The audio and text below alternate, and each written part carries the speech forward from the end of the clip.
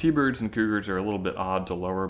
Some people will run Fox body Mustang springs to lower their cars because the Fox body spring is shorter, but I have the hunch that they are too short for me, and also they're designed for a lighter weight car. I found one post of a guy on a Turbo Coupe forum. I'd like to replicate the look of that vehicle, and his setup was GT V8 convertible springs up front from an 04 Mustang and Moog Fairmont springs in back. I'll put the part numbers down in the description for you. Hopefully they work. We shall see. So I've already got the stabilizer bar disconnected here. We're gonna have to disconnect the castle nut on the tie rod, take the brake caliper off with these two bolts, and tie it back out of the way, and then we can start working on the strut and the spring.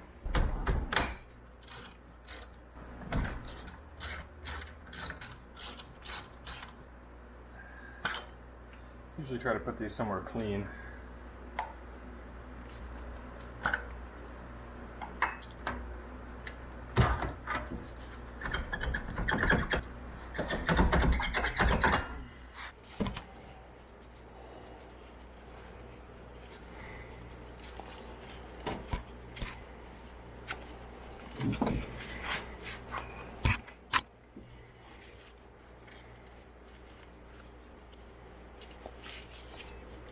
Alright, caliper's tied up out of the way here.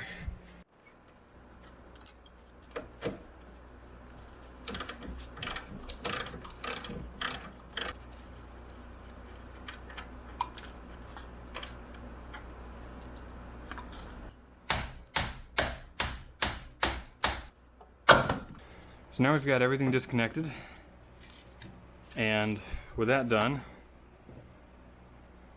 we can disconnect the top strut mount bolt and gently lower this down on a jack.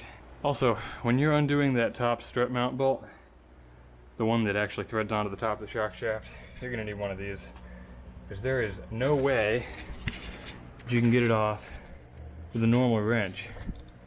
See, it's got a slot in there. The theory is that you can stick a screwdriver in to react against this slot and this nut. There is no way that's actually gonna work.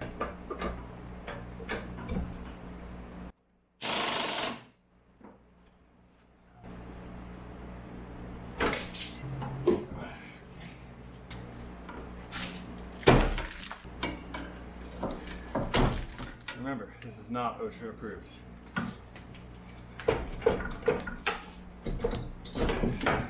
This is the lower spring mount point. There's a notch down here in this corner. There's a bunch of debris in there now, but there's a notch here where this extra section of the pigtail will sit. This is the upper spring seat. This isolator ring goes in here like this.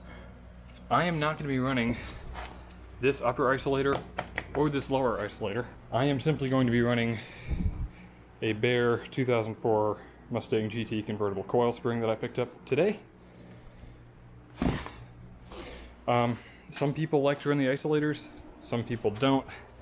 I'm going to try it out, see how it goes. If it's really terrible, I will edit the description of this video to tell you not to do that. You can see the strut boot is still up in here because I'm not pulling the strut mount.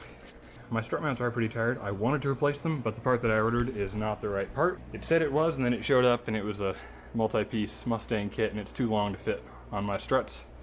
So, original strut mounts and new struts it is.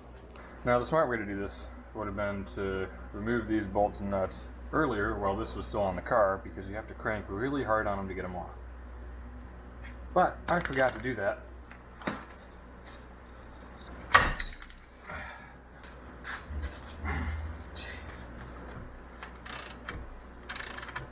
This lower one that I'm going to do in just a minute is going to be a little bit trickier because I can't get a wrench on this side of it, and I'm going to have to use the breaker bar on this side and an adjustable crescent in here because there's no clearance for a ratchet.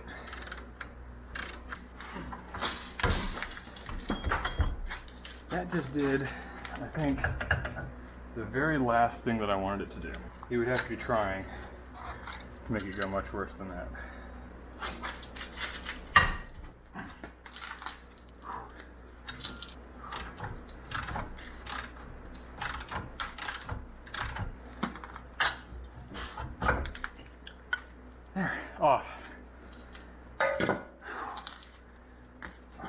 Always save your bump stops.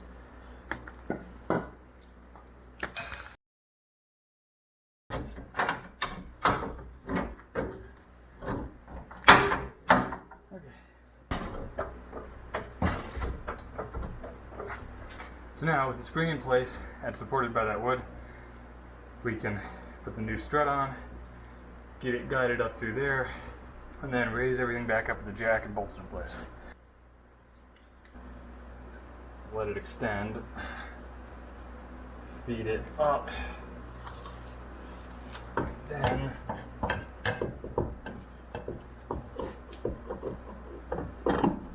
join this to it.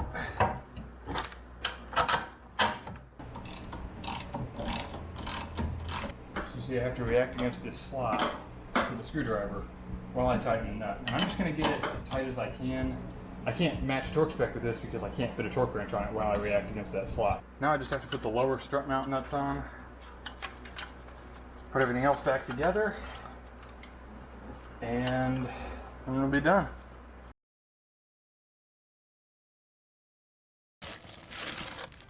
Quick comparison here.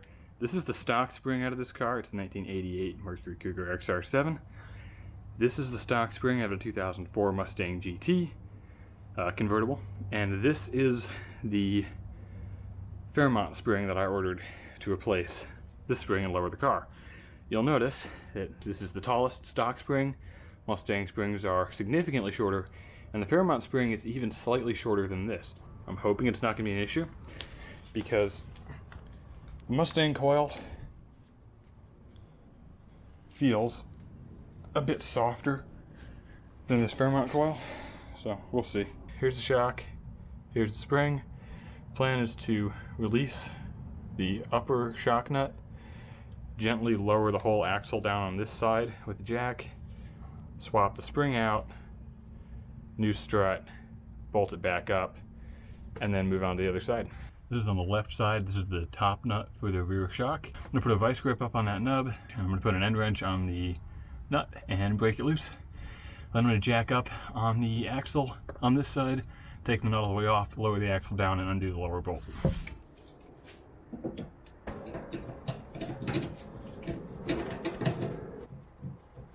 Behind the caliper here, there's this lower bolt.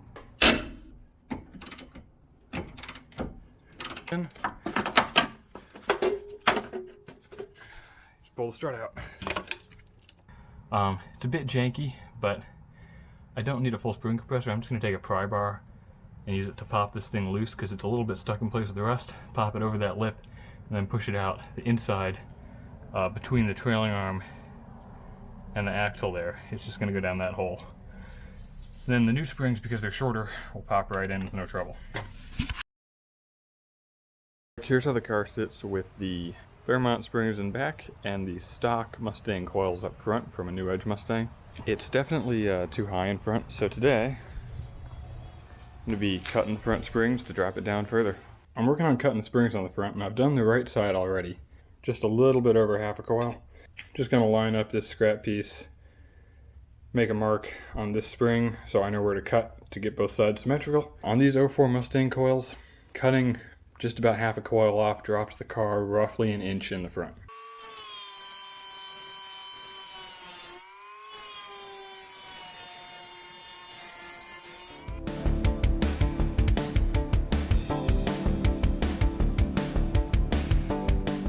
Not the best footage, but it is appropriately low in the front and about the same amount of low in the back. Finally.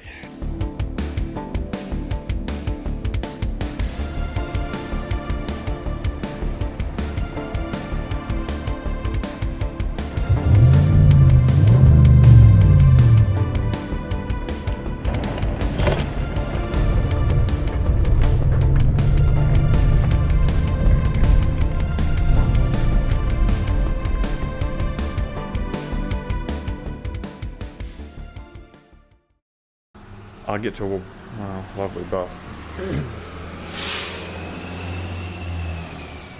That sounds great.